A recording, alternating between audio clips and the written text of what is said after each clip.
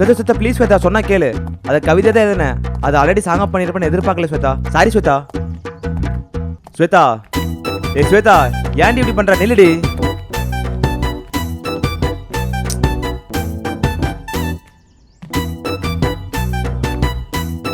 ஏ எலும்பி.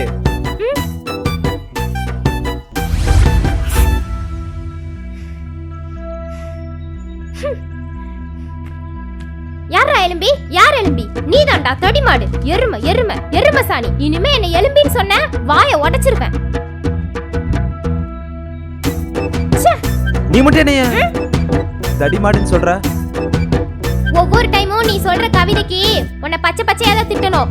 இதோட விட்டுட்டு போறேன்னு சந்தோஷப்பட்டுக்கோ. அதான் ஆல்ரெடி எனக்கு கேவலமா கழுவி ஊத்திட்டியே, அப்புறம் என்ன?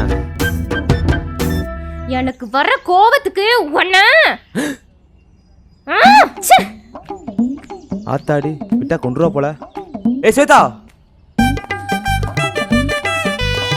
ஸ்வேதா ஸ்வேதா ஒரு நிமிஷம். உன் பிரச்சனை எனக்கு புரிஞ்சிருச்சு. நான் கவிதை சொல்றதுன்னு பிரச்சனை. சத்தியமா சொல்றேன், இனிமே கவிதை சொல்ல மாட்டேன், ஓகேவா? டேய், நீ கவிதை சொல்லாம போ. இதெல்லாம் எதுக்கு என்கிட்ட சொல்லிட்டு இருக்க? இங்க பாரு, என் பின்னாடி சுத்தி டைம் வேஸ்ட் பண்றதை விட்டுட்டு வேற ஏதாவது பொண்ணை ட்ரை பண்ணு.